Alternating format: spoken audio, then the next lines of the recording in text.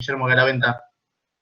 Bueno, muchas gracias y gracias por invitarme, gracias a todos por estar ahí y vamos a pasar una tarde tranquila. Les voy a volcar lo que más pueda en esta hora, no sé cuánto tenemos, y para que ustedes se lleven alguna información y sobre todo, a mí particularmente hablar de soberanía me gusta, porque es una terminología que es muy difícil de meterla dentro de la cabeza de la gente, y de eso vamos a hablar. Lo primero que les quería contar era que, bueno, nuestra Facultad de Ingeniería tiene como objetivo lo que están leyendo ustedes ahí, mejorar los egresados, formar los mejores egresados al servicio de la sociedad, el desarrollo nacional, manteniendo los pilares de la actividad universitaria, docencia, investigación, extensión, transferencia de tecnología y gestión. Esto no es poca cosa. Pensar que una facultad intenta devolverle a la sociedad lo que la sociedad le dio a partir de lo que dice esta consigna, no es poco, y creo que es importante que ustedes conozcan cuál es la filosofía de la generación de ingenieros desde nuestra Facultad de Ingeniería. Por otro lado, quería hacer una pequeña introducción de qué significa soberanía, porque yo sé que todos lo sabemos, pero la realidad es que el término de soberanía se implementa hace muchos siglos atrás, por una necesidad de sufrimiento, básicamente por sufrimiento de aquellos que tenían en juego la vida, tenían en juego su patrimonio, porque no eran dueños de nada, tenían acceso al territorio, pero no eran dueños del territorio, tenían posibilidad de vivir, pero hasta cierto punto, si alguno decidía por algún motivo que su vida no valía nada, entonces la realidad es que el término soberanía tiene un impacto desde hace muchos siglos, donde empiezan algunos a estudiarla y a vociferar determinadas bocetos de soberanía para permitir el crecimiento de una sociedad. El mundo existe a partir de la gente. Si ustedes van a una isla en el medio del mar sin gente, la isla dentro de 100 años va a ser la misma, dentro de 200 va a ser la misma, dentro de 300 va a ser la misma, y dentro de miles de años va a ser la misma. La que para bien o para mal, la modifica esa isla es la gente. Y a partir de ese concepto es que la gente es importante para generar el crecimiento de esa isla, o para destruirla no es importante. Pero el término soberanía lo que significa es que hay una cierta autoridad máxima que tiene un grupo de personas, un pueblo, una nación, un Estado, para que desde sus posibilidades pueda desarrollarse sin injerencia de estados extranjeros. Eso es importante. Nosotros el término de soberanía lo tenemos que entender desde ese estilo, ¿no? O sea, sin injerencia de países extranjeros, nosotros tenemos que definir nuestras políticas. Y el término de soberanía o la soberanía es eso, es la autoridad más elevada o suprema donde reside el poder político y público de un pueblo, nación o Estado. Y si ustedes quieren saber más de eso, pueden ir a las cátedras de soberanía que damos en la facultad, que es una electiva humanística, y ahí van a empacharse de soberanía. Ahora bien, ¿de qué depende el concepto de soberanía? Fíjense que todavía no empezamos a hablar de un colectivo ni de una conversión, pero esto es algo importante para que se arraigue en nosotros. El concepto de soberanía depende de un sentido de pertenencia. Y voy a dar un ejemplo muy concreto. Imagínense este escenario. 2022, Mundial, Argentina, final con Brasil. ¿Sí? La final Brasil-Argentina del 2022. Creo que el Mundial siguiente es el 2022, si mal no recuerdo. Y bueno, estamos ahí, domingo, asado, salgo a dar una vuelta con el auto a comprar pan y me encuentro con un tipo al lado que tiene la banderita argentina pegada en su vidrio. Y yo también la tengo pegada en el vidrio.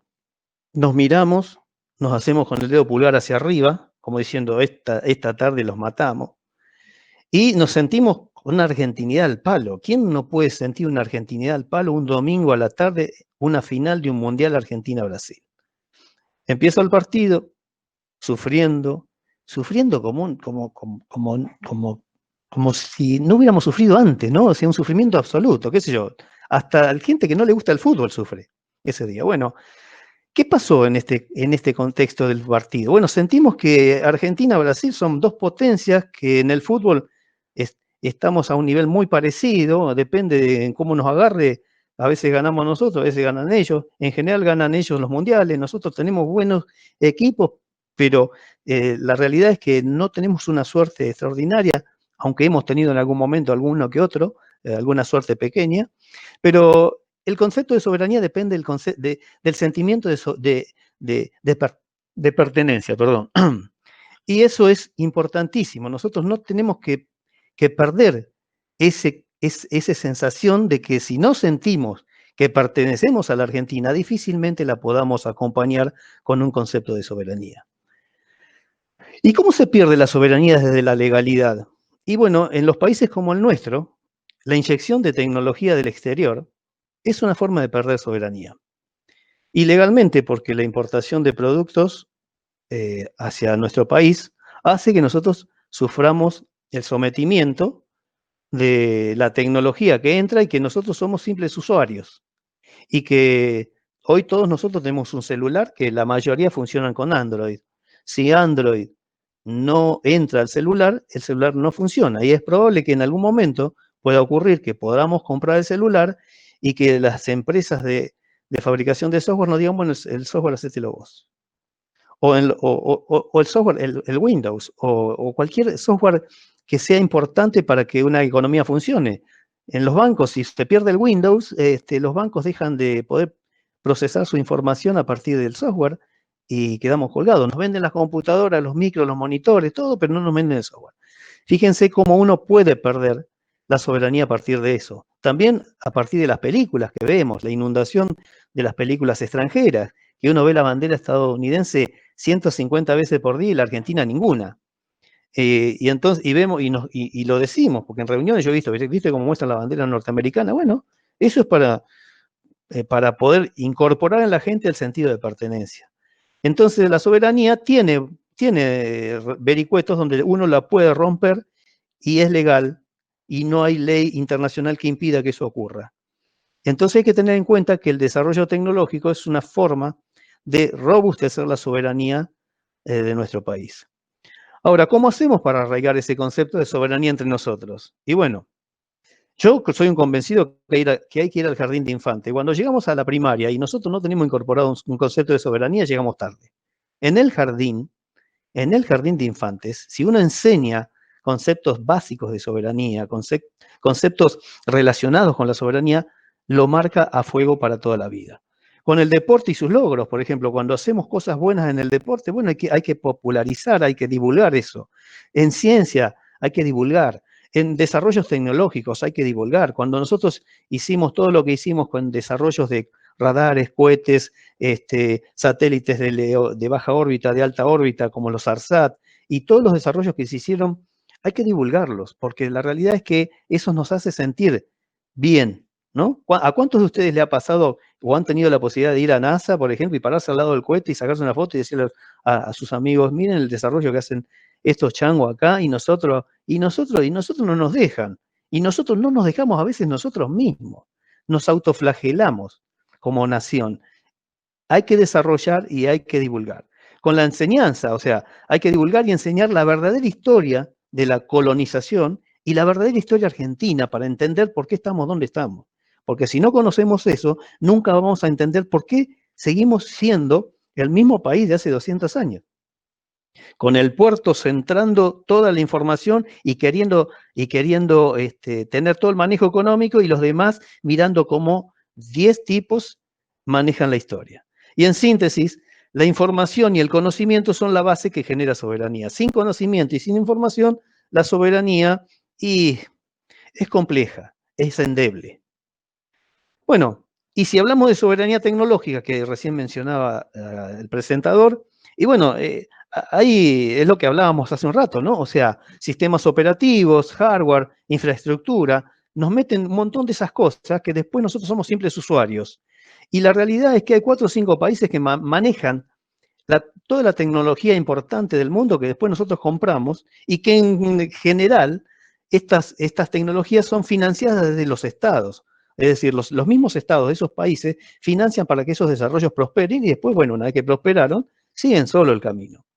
Y además está el dumping. Miren, nosotros nos pasó algo interesante en la conversión de autos eléctricos. Todo auto eléctrico tiene una llave de corte general que no es la llave de contacto. La llave de contacto es para ponerlo en marcha y pararlo, pero cuando uno está en una emergencia, uno tiene que cortar la energía total de batería. Ese contactor es un contactor importante. Es una llave muy importante que nosotros intentamos hacerla fabricar en la Argentina. En la Argentina valía 35.000 pesos hacerla a esa llave, y cuando fuimos a China valía $19. Ahora, $19 no es el precio real de esa llave. El tema es que en China fabrican 3 millones de llaves de esa por mes. Destinar 10.000 al mercado latinoamericano es, es un vueltito, y de esa manera uno no deja prosperar los desarrollos de los países a donde quiere inundar con esas llavecitas a $19 para que no puedan hacerla. Porque ¿quién va de 35.000 pesos a $19? Esté el valor del dólar que ustedes quieran. No hay, no hay forma de poder entender que no, que hay que comprar la China, porque no podemos hacer otra cosa. O sea, es tanta la diferencia,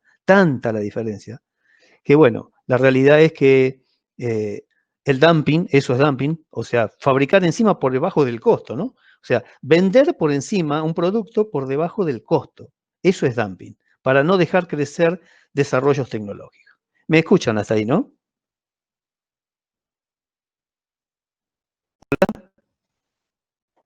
Hola, Sí, hola. sí, se escucha bárbaro, ¿no? Se escucha bárbaro. Estamos Sí, escuchando sí, sí. atentos. Me estaba Estamos asustando. atentos nomás. Pensé que había hablado conmigo mismo. Bueno, ahora me presento un poco para que ustedes sepan qué es el Centro Tecnológico Aeroespacial. Somos un grupo que nos dedicamos a la investigación, al desarrollo. Es decir, en mi caso personal, yo trabajo en sistemas avanzados de conversión y almacenamiento de energía electroquímico, lo que es baterías, por ejemplo, en construcción y diseño de sistemas electrónicos para el área de energía renovable y movilidad eléctrica, diseño y construcción de sistemas electrónicos de apoyo al área espacial y terrestre, diseño y construcción de sistemas de propulsión. Propulsión me refiero a propulsión de cohetes, ¿no? De motores cohetes. Diseño y construcción de satélites, de cohetes, de sistemas de mecánicos requeridos para el área espacial y terrestre. Y somos referencia en calificación de autopartes, que en ese tema puntual el GEMA, que es un subgrupo dentro del CTA, es la referencia en sí, ¿no? Y ahora empecemos a hablar de lo que nos compete o lo que nos convoca. ¿Qué significa reconversión de vehículos a eléctricos? Bueno, ustedes sabrán que el tema del combustible fósil es un tema que siempre está caliente, desde el punto de vista de que en algún punto, en algún momento esto se acaba, y si no se acaba, el efecto que está generando sobre el ambiente es tan drástico que no podemos seguir quemando combustible para la movilidad. Hay que hacerlo de alguna otra manera. Y la reconversión, que lo que significa es básicamente sacar todo lo que es propulsión mecánica de un vehículo y incorporar todo lo que es eléctrico para que el vehículo siga en funcionamiento, eso es lo que significa reconvertir. ¿Y cuál es la ventaja de la reconversión? En el caso nuestro, países como nosotros, que no tenemos una alta tecnología en distintos dispositivos que son requeridos para la reconversión, como lo son los motores, a pesar de que en la Argentina hay fabricantes de motores eléctricos, eh, es muy difícil tentarlos a que desarrollen un motor para la aplicación de electromovilidad, debido a que movilizar un nuevo diseño de un motor implica una inversión tan grande que si no se la justificamos en cantidad, rara vez tomen la decisión de acompañar. Les digo esto porque nosotros lo hemos intentado desde el CTA, hemos ido a recorrer algunas empresas, y si uno no tira el número mágico que esperan escuchar del otro lado, que es de miles, en algún tiempo, no miles en un mes, pero miles, qué sé yo, en un año. Fabricar 1.000 motores eléctricos en un año es así. Bueno, no lo van a hacer, porque cuando uno le pide un par de motores para hacer una experiencia y le dicen, flaco, compralo afuera. O sea, no me lo pidas, porque el desarrollo se puede, ¿a quién se lo vendo? Pongo una inversión, gente a trabajar en diseño. Entonces, la reconversión lo que hace es, en una primera etapa, es tratar de convertir, en el caso que nos convoca ahora, son colectivos. ¿Y por qué colectivos? Y porque hay 18.000 colectivos en AMBA. AMBA es el área metropolitana de Buenos Aires, que implica desde Campana hasta el sur de La Plata y la Ruta 6. Eso es el AMBA. 14,8 millones de personas viven ahí, y hay aproximadamente 18.000 colectivos circulando, los cuales se vencen cada 10 años. O sea, cada 10 años se caen colectivos y hay que sacarlos de la circulación porque la ley dice que llegaron a su ciclo útil y entonces hay que comprar nuevos. Ahora bien, ¿qué pasa si nosotros a esos 18.000 colectivos que se caen de a cientos por mes o por año, podemos ir reconvirtiéndolos en eléctricos? Bueno, en una primera etapa la reconversión va a ser casi en un 80% con cosas importadas, indudablemente, indudablemente. ¿Y por qué? Y porque nosotros tenemos que mover el mercado de la reconversión para poder tentar a los fabricantes locales a que nos acompañen en una reconversión que está creciendo. Que si no crece, bueno, no vamos a tentar a nadie, pero si crece, solamente, inmediatamente los que participan de estas pymes van a querer participar de esta torta de lo que significa la reconversión. Los fabricantes de motores, los fabricantes de cargadores, los fabricantes de reguladores de velocidad, y así, los de las llaves de corte, y así vamos a ir movilizando. Entonces la reconversión tiene un impacto muy alto en el sentido de que cuando saquemos el primer colectivo a la calle y empecemos a decir todo lo que necesitamos, que es la idea de la reconversión. La idea de la reconversión es sacar este colectivo de la 9 de julio en un tiempo razonable y razonable con pandemia, porque no es lo mismo que sin pandemia, un tiempo razonable con pandemia. Nosotros vamos a empezar a ver que hay actores que se van a querer incorporar a este circuito de la reconversión diciendo, de hecho ya nos ha pasado, gente que te dice, yo puedo fabricar motores de hasta 200 kilovatios, yo tengo posibilidad de fabricar reguladores de velocidad de hasta 200 kilovatios, y vos le decís, ahora no, pero tengo la posibilidad. Bueno, entonces movamos esto que es lo que significa la reconversión para que estos actores empiecen a participar. A nosotros particularmente, en el caso del CTA, nosotros somos estamos convencidos de que los fabricantes de motores eléctricos son los primeros actores que van a participar porque es una actividad que la Argentina viene haciendo desde décadas. En motores eléctricos tenemos una alta experiencia en lo que se refiere a la fabricación de motores eléctricos. Y entonces no sería un gran impacto si nosotros damos con el número que a los fabricantes de motores les sirva, que ellos se activen y empiecen a proveernos. Entonces, por eso es que la reconversión va más allá del título, se convierte un colectivo eléctrico, un colectivo de la línea 9 de julio eléctrico. ¿Se imaginan el impacto a nivel laboral de lo que significa de las pequeñas autopartes mecánicas de adaptación que va a haber que fabricar o mandar a hacer fabricar para poder adaptar ese motor eléctrico a un diferencial, que es el mecanismo que transmite a las ruedas el movimiento? Mueve a torneros, a herreros, va a haber que comprar cable, o sea que el fabricante de cable, bueno, implica un montón de reactivación que, llegado al momento de que esto sea un éxito, y bueno, la segunda o otra etapa importante de la reconversión es que estamos formando a los mismos mecánicos de la misma empresa 9 de julio para que ellos puedan llevar adelante esta conversión, que no es poca cosa. Imagínense que son mecánicos que tienen décadas trabajando sobre motores a explosión y que los conocen como la palma de su mano, pero cuando ustedes le hablan de un motor eléctrico y les duele, les molesta, no es que les molesta, pero siempre al cambio uno tiene un sentido de rechazo. Y bueno, los estamos movilizando desde un prototipo para que ellos tomen confianza, vean lo que significa el movimiento eléctrico, lo beneficioso que es para ellos, porque partes móviles hay muy pocas en un motor eléctrico, es un eje y un par de rulemanes, y después no hay más nada. Y entonces, bueno, uno empieza a tomar confianza y le empieza a transferir esa confianza a partir de la utilización que ellos mismos generan, y empiezan ellos a hacer la reconversión. Y una vez que se embalaron con eso, ya no nos necesitan desde el punto de vista de lo que tienen que hacer, ellos mismos lo van a hacer. Y eso también baja los costos, porque si una misma empresa de transporte hace la conversión, los costos bajan drásticamente. Bueno, ¿qué insumos necesitamos para hacer una conversión? Y acá hay una lista, se me ocurrió tirar esta, pero hay variantes, qué sé yo. Baterías de propulsión, alto voltaje y auxiliares. ¿Qué significa auxiliares? Bueno, en todo vehículo eléctrico, hasta el Tesla, que es uno de los mejores vehículos eléctricos, tiene dos circuitos en su mismo auto. Uno de alta tensión que la usa para la propulsión y está en 400 voltios, en el caso del Tesla. En el caso de los colectivos que nosotros en la primera etapa vamos a generar, está en 144 volts, y ahora después les explico por qué 144. Y también tienen el Tesla tiene una salida o una línea de cableado auxiliar que trabaja todo en 12 volt, que es donde está el tablero, las luces, los giros, el limpiaparabrisas, el aire acondicionado y todo eso que trabaja en baja tensión, de tal manera que uno pueda cambiar una lamparita y no quedarse pegado, como sería el caso de trabajar en 140 o en 400. Entonces, los dos circuitos están siempre en los autos eléctricos presentes, tanto el de alta tensión como el de baja tensión. Un cargador necesitamos porque hay que cargar baterías y hay que cargar las baterías tanto de alta tensión como de baja tensión. Y entonces, bueno, esos cargadores podrán ser trifásicos, monofásicos, y bueno, ahí hay una variante muy, muy grande. La realidad es que hoy nosotros estamos usando cargadores monofásicos, pero la realidad es que hay que usar trifásicos, porque aquellos que trabajan o que estudian electromecánica saben que en determinada potencia, por encima de los 2 kilovatios o 3 kilovatios, trabajar en monofásico es muy exigente para la red.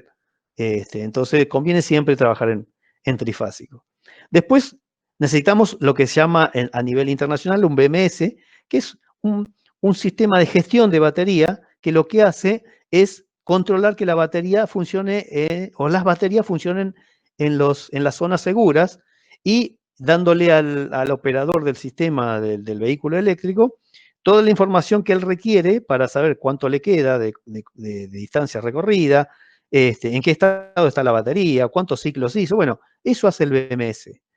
Después el motor de propulsión y su driver, su controlador, que puede haber variantes, puede ser, por ejemplo, los colectivos que están en el bosque, que nosotros pusimos en el bosque a litio, tienen motores a escobillas.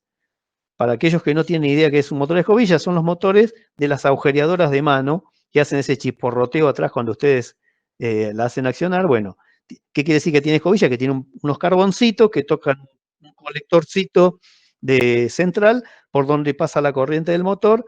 Y bueno, son motores muy buenos desde el punto de vista del torque de arranque, pero tienen un mantenimiento elevado porque hay que cada tanto cambiar esos carbones porque se gastan. Después tenemos motores a inducción, que son los motores de los lavarropas, por ejemplo, o de las heladeras, que esos son los motores que usa Tesla. Por ejemplo, el motor Tesla, el auto Tesla usa motores de 100 kilovatios.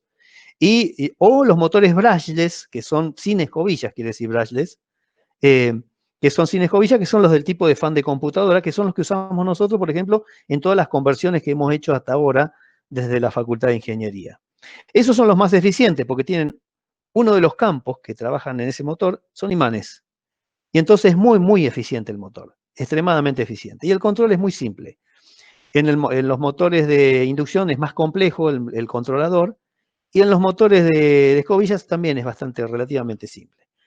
Después necesitamos un DC-DC, que es de continuo a continuo, quiere decir DC-DC, Direct Current, que baja la tensión de la batería de alta tensión a los 12 volt para mantenerla cargada. Entonces, esos DC-DC, bueno, deberán tener la potencia de salida adecuada para suministrar la tensión de la carga de la batería y todos los adicionales, los accesorios que tiene el auto, que son las luces prendidas, el desempañador, la luneta trasera y todas las cosas que a ustedes se les ocurra que tienen que usar en un auto estándar. Sería como el alternador del auto, nada más que es una electrónica, es una cajita electrónica. Convierte los 400 volt de la batería del Tesla a 12 volt o los 144 volt de la batería de los colectivos que nosotros estamos haciendo a 12 volt. Después necesitamos una interfase hombre-máquina, un display, algo que nos diga en qué condiciones estamos laburando, o sea, si estamos manejando, a qué velocidad vamos, qué autonomía nos queda, en kilómetros y en tiempo, y datos importantes para la funcionalidad del dispositivo que estamos manejando. Después necesitamos una bomba de vacío para los frenos. Ustedes recuerden que la mayoría de los frenos de los vehículos que ustedes tienen, los vehículos domiciliarios, los del día a día, tienen una bomba de vacío que en la realidad es un vacío que sacan del múltiple de admisión. El múltiple de admisión es donde está puesto el carburador del auto. De ahí sacan el vacío para poder accionar el pedal de freno con suavidad. Es decir, ustedes cuando frenan el vehículo en los tiempos que corren, no notan que hay que hacer una presión elevada.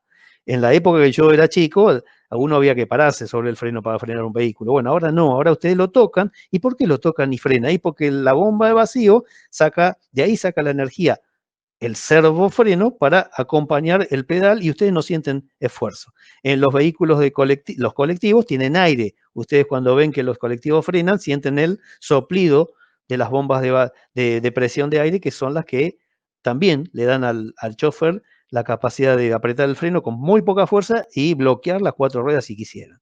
Bueno, en un motor eléctrico, en un auto eléctrico, vacío no hay en ningún lado, excepto que lo hagamos a partir de alguna bomba de vacío eléctrica. O sea, no hay ningún múltiple de admisión, no hay ninguna bombita que gire de alguna manera extrayendo energía para hacer vacío de alguna polea, porque no hay poleas. Entonces hay que hacer alguna bomba que tenga un motorcito eléctrico y que con ese motorcito eléctrico haga el vacío pertinente para que nosotros lo usemos.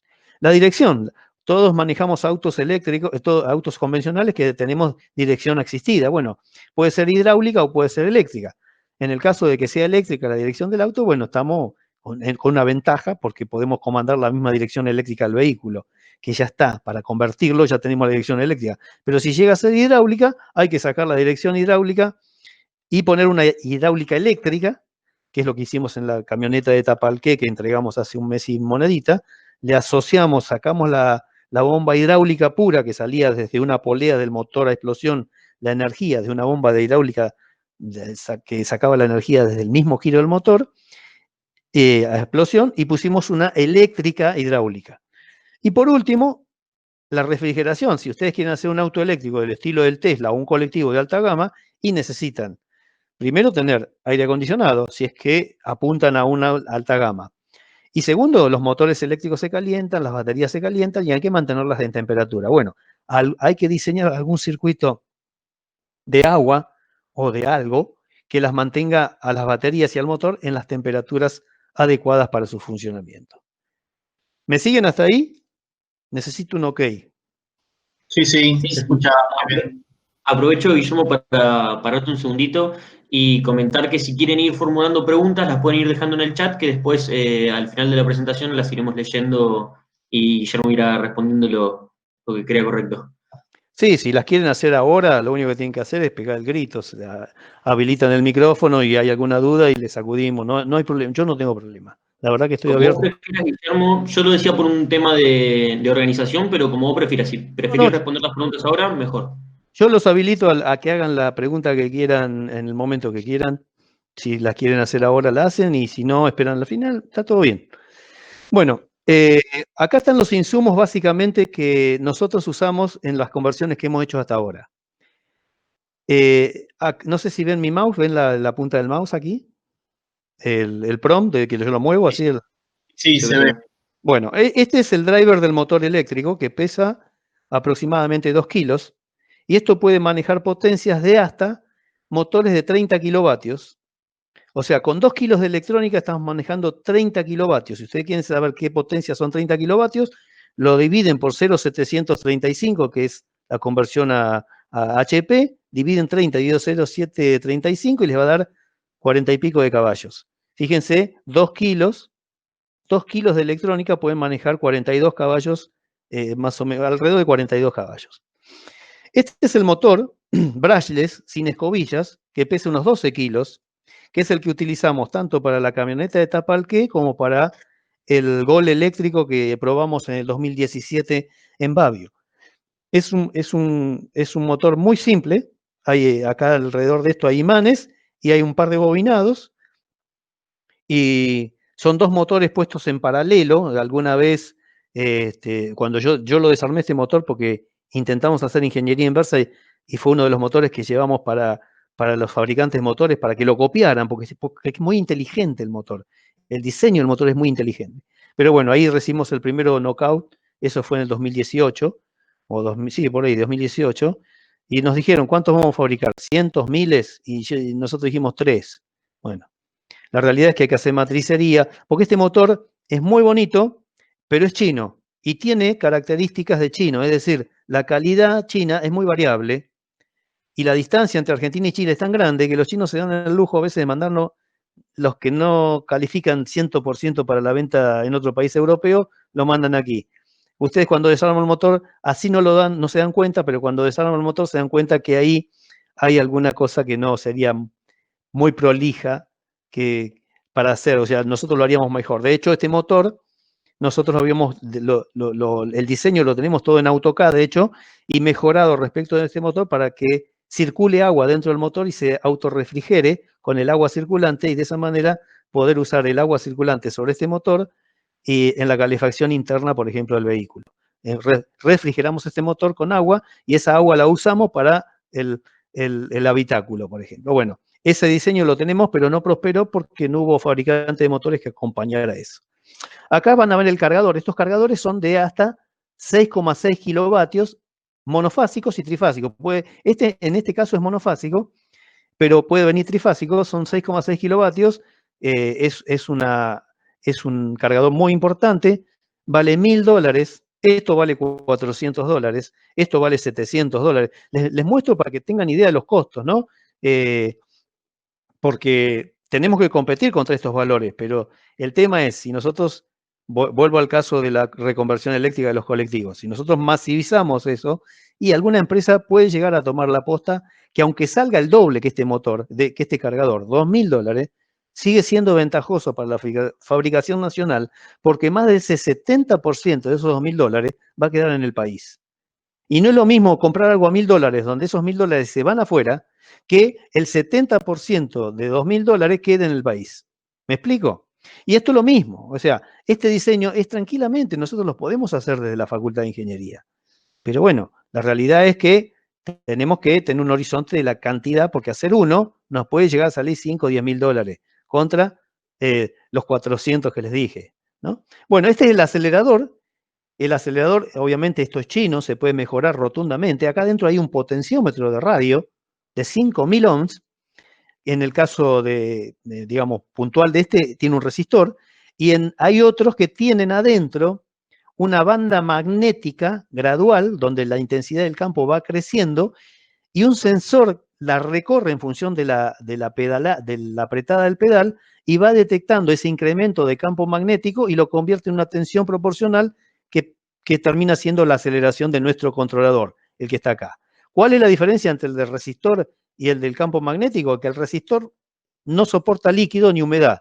El del campo magnético uno lo puede usar abajo el agua, se llega a inundar o se llega a mojar ese pedal y es inalterable su funcionalidad. De hecho, es el que usan en las motos. Las motos no tienen techo y la moto, si una moto eléctrica se te moja el manillar, vos te podrías quedar sin acelerador. Bueno, no. Tienen un campo magnético, una banda circular alrededor del manillar que uno cuando mueve el acelerador va recorriendo con un sensor de efecto Hall una intensidad de campo gradual que va creciendo y con eso el sensor lo convierte en una tensión lineal creciente en función de la posición.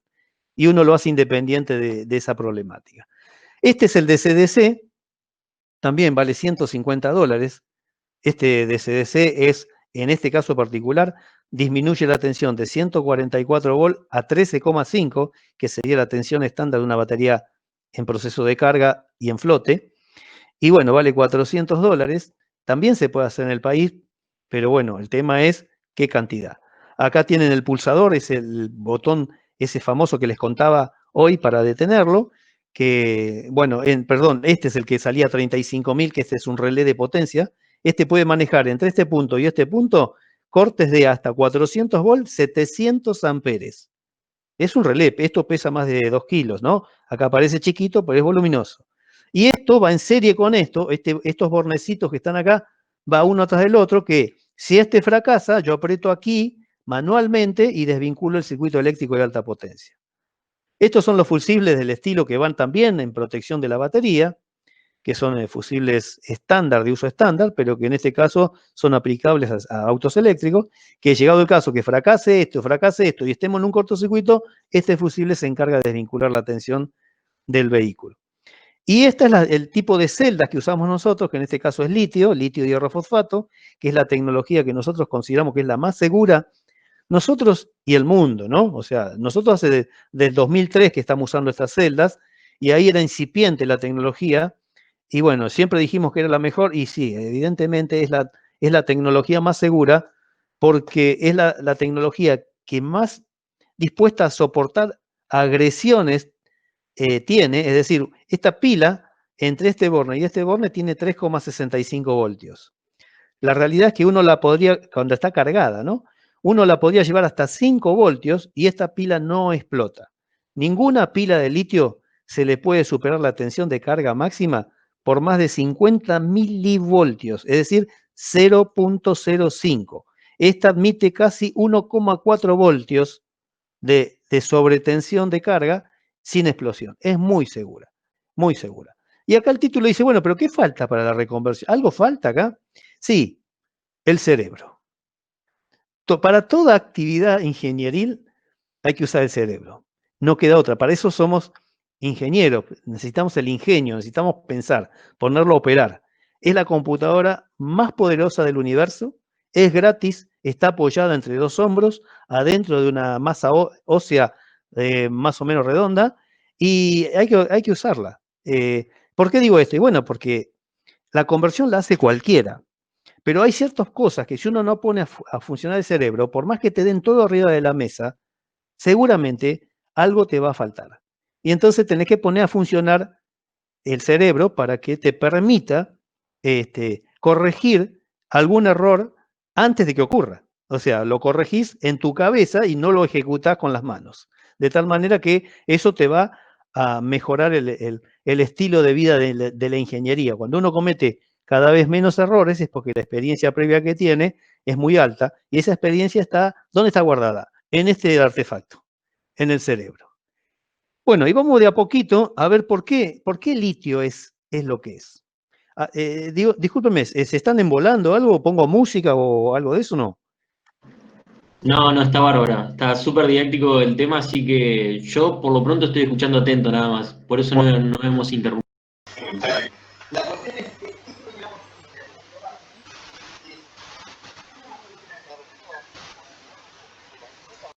baterías que ustedes pueden ver en el mercado.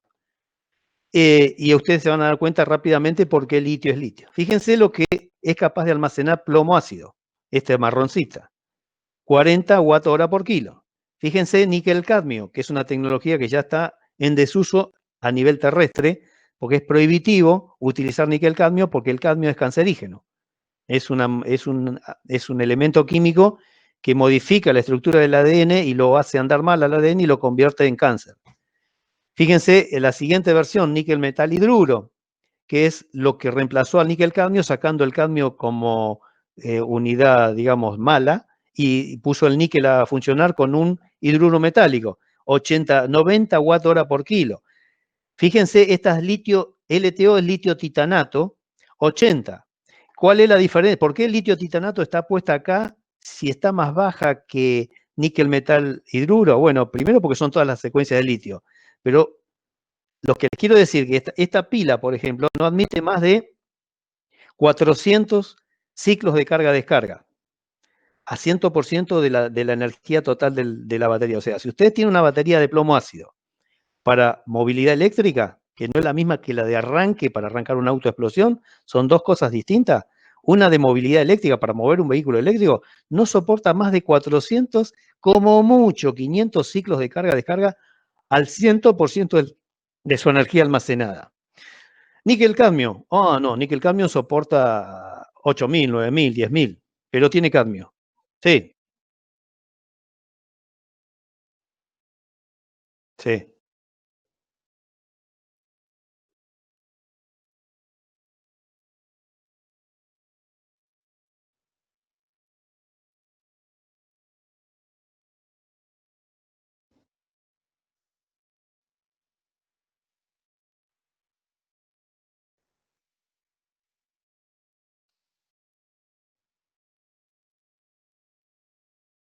Ajá,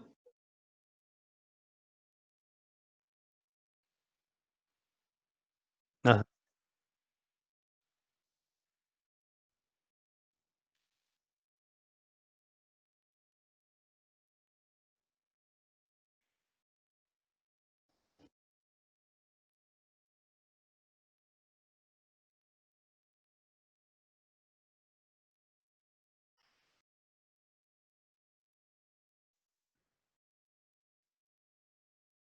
Ni te quepa duda. El tema es el número mágico que necesitan escuchar. Yo, la verdad, no la conozco. Yo estuve dando charlas allá en Olavarría, no sé cuál será la empresa. Tampoco creo que sea para aviones.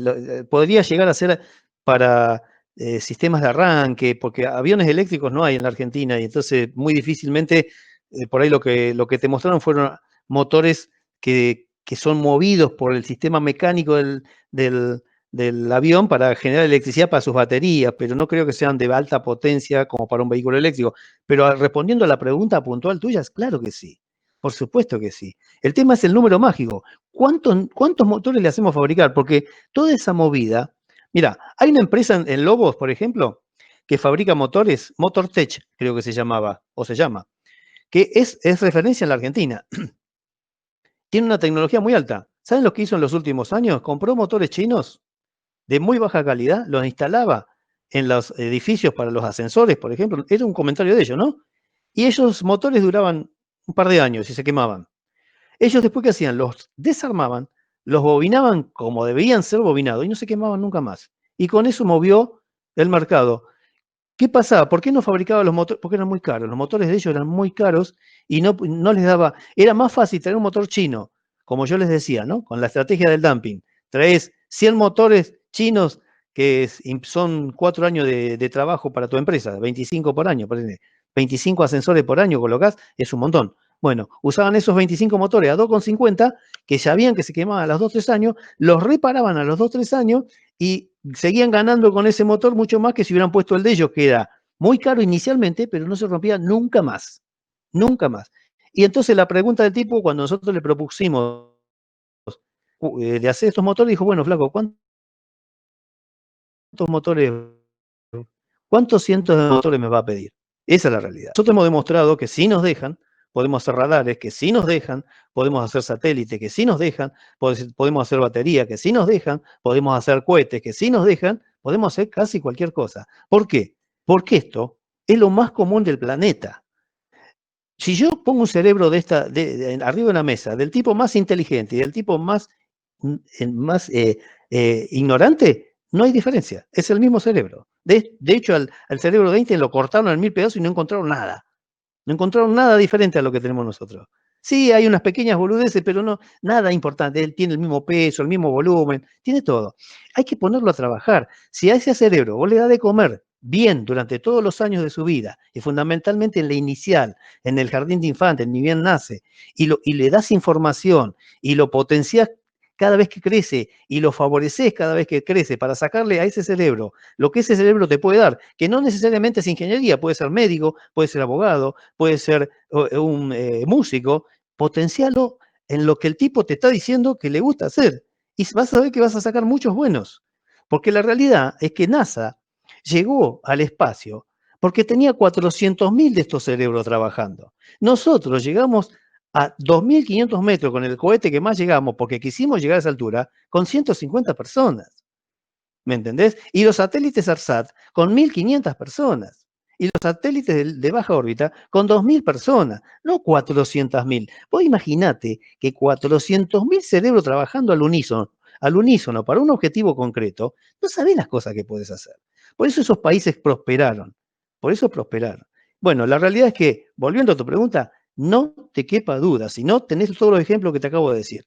No sabíamos hacer satélites, lo hicimos de baja órbita. No sabíamos hacer satélites de alta órbita, lo hicimos. No sabíamos hacer cohetes con control de guiado, no con cohetes tipo cañita voladora que ya teníamos experiencia del año 60. No, este va donde nosotros querramos que vaya. Tiene control vectorial, o sea, puede mover el motor para que vaya al lugar que quiera. Lo logramos. Hicimos baterías para autos eléctricos, lo podemos hacer. Bueno, ahora con el COVID-19, en 2 meses hicimos test de COVID-19 a nivel del mundo. O sea, no me quepa, no hay duda en ese sentido, ¿me entendés? No sé, yo capaz que tengo la argentinidad al palo, pero la realidad es que tenemos que comprender que tenemos las mismas capacidades que el planeta. No somos ni más ni menos inteligentes, somos iguales. Los yanquis no son más inteligentes que nosotros, los alemanes no son más inteligentes que nosotros, no, han apostado al desarrollo científico-tecnológico, que es el que verdaderamente pone valor agregado en decenas de veces a lo que significa trabajar, por ejemplo, en materias primas como soja, como trigo, como carne, ¿me explico? Pero tenemos que hacer todo, pero hay que hacer ciencia, porque la ciencia es la que nos va a una velocidad lenta, ir metiendo valor agregado a las cosas. El campo y lo agroexportador es casi inmediato. Uno siembra, tiene una buena cosecha, ¡pum! Siembra, tiene una buena cosecha, ¡pum! Si la cosecha te va mal, bueno, agárrate. Pero en la ciencia no, vos tenés que invertir, porque la rueda es muy pesada, tiene una inercia, tiene cientos de miles de toneladas de peso la rueda de la innovación tecnológica. Si encima vos no la alimentás bien, o pendularmente la vas cortando, y bueno, yo siempre me pregunto, ¿por qué si el rastrojero se hubiera seguido fabricando, no tendríamos hoy en la Argentina una 4x4 de alta gama nuestra?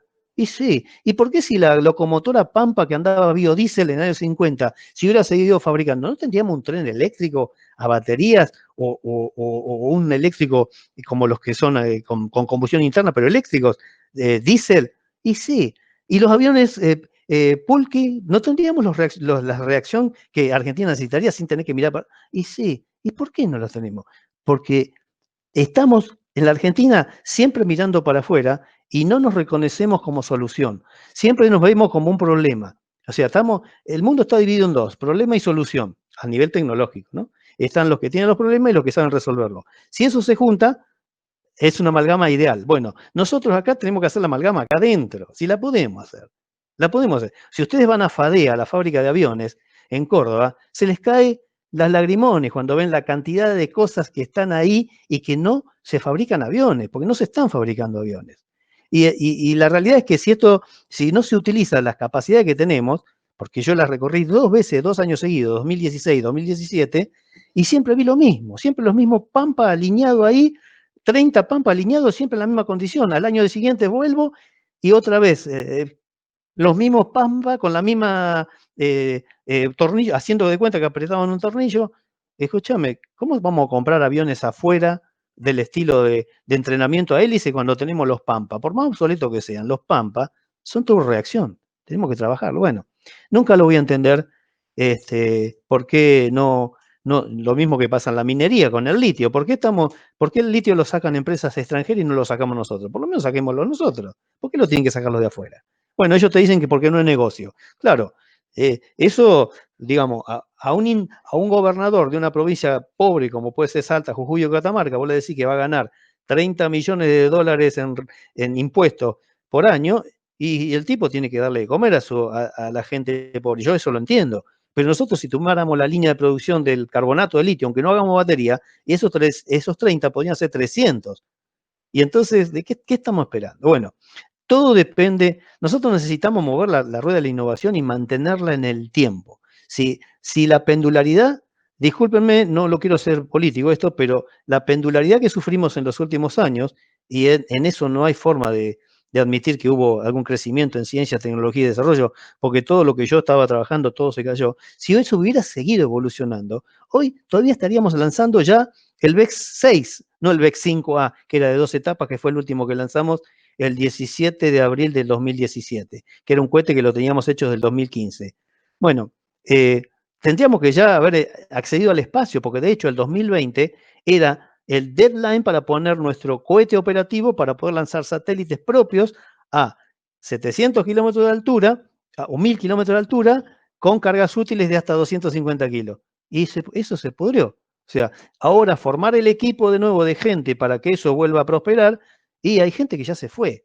Hay gente que ya se fue, hay gente que está trabajando en un supermercado, hay gente que está trabajando en empresas familiares, que antes te calculaban un motor, que antes te calculaban una órbita, que te calculaban una interconectividad de datos del mismo cohete. ¿Me explico? O sea, llévense pueden creerme o no creerme, pero lo que yo les digo es que nosotros estábamos haciendo satélites, cohetes, el SAOCOM 1A y el 1B se estaban fabricando en el año 2001, yo fui a INVAP, y ya se estaban fabricando. Y se postergaron porque el satélite SAC-D presionó para que fuera rápidamente sacado al espacio porque había un financiamiento agresivo de NASA. NASA puso el 90% del valor del SAC-D para desarrollarlo en la Argentina porque ellos tenían un instrumento que no lo podían colocar en ningún satélite propio y necesitaban una tecnología extranjera porque NASA había dicho que podía pagar hasta 350 millones de dólares. ¿Y qué fue lo que puso en la Argentina? ¿Por qué? Porque si lo querían poner en Estados Unidos salía 1.000 millones de dólares el satélite. Vinieron acá, porque era el presupuesto que tenían. Y se hizo el SAC-D. Y eso postergó el SACOM 1A y B. Ahora, si Dios quiere, vamos a lanzar el B. Bueno, no sé si me fui a la mierda, pero discúlpenme. Me hace calentar mucho porque a mí, yo tengo 57 años, se me va la vida y yo hubiera querido dejar muchas más cosas de las que hice, muchísimas más cosas de las que hice. Yo no hice un carajo hasta ahora, podría haber hecho 10 veces más de lo que hice, pero estas cosas me trastornan porque yo me siento que se me va la vida y que ustedes van a tener que empezar de cero como yo, desde un escalón como empecé yo, cuando ustedes tenían que colgarse de mis hombros y crecer arriba mío. ¿Me explico? Bueno, no sé si contesté o no se suiciden por esto, por favor, porque esto es una lucha, ¿eh? No, La lucha que se... Guillermo, no sé si vos alcanzás a ver el chat, pero te están dando la razón y yo también aprovecho para decirte que todo lo que estás diciendo me parece fundamental y que hay que tenerlo en cuenta para cuando escuchamos que se están desarrollando ciertas cosas. Es fundamental entender que eso necesita una continuidad en el tiempo y que si un proyecto se cae por cada cambio de gobierno y no se transforma en política de Estado o si no se potencian las pequeñas empresas que pueden hacer los desarrollos, nada, se pierde todo lo que vos decís y es volver un paso para atrás y caer 3 escalones. Así que me parece fundamental lo que estás diciendo. Así que playate tranquilo. Bueno, por eso empecé con el concepto de soberanía y todas esas cosas, el sentido de pertenencia. ¿Me entienden por qué, no? O sea, la conversión eléctrica es una excusa para discutir esto entre nosotros, ¿sí? Yo el chat no lo veo porque tengo la pantalla del PowerPoint tapándome, o sea, me puso la pantalla este sistema completo de PowerPoint, pero no importa. Me alegro que por lo menos, yo no soy el dueño de la verdad, pero sí hablo de la experiencia personal. Esto no lo leí en un libro. Yo trabajé en todos los satélites de Argentina, trabajé en todos los cohetes de Argentina y siento horror cuando veo que me hablan de que la tecnología no sirve de nada. Y no es cierto, la tecnología, el desarrollo de la ciencia y la tecnología, la educación primero y después la innovación tecnológica a partir de la ciencia y la tecnología aplicada son los que verdaderamente hacen crecer a los países. Es mentira que podemos crecer a partir del desarrollo de la agroindustria porque tiene que acompañar, porque en un país como el nuestro, lo que financia el desarrollo tecnológico es la agroindustria, que es la primera que pone la plata porque es inmediata, siembra y cobra, siembra y cobra, siembra y cobra. Si la cobra y la pone en el país, eso se invierte. Después, cuando la ciencia y la tecnología desarrolló tanta tecnología, ya eso no necesita más del suministro del campo y se autosostiene. Por eso hay que voltearla. Por eso es que los países como los nuestros la voltean periódicamente porque es el tema. Nos dejan crecer 10, 12, 15 años, 15, ojalá 15, 10 años, 7 años, y cuando estamos demostrando que nos ponemos a la par en satélites al igual que el mundo, en cohetes al nivel que el mundo, en radares al nivel que el mundo, en batería de litio al nivel del mundo, dicen, esto ya creció demasiado, hay que voltear.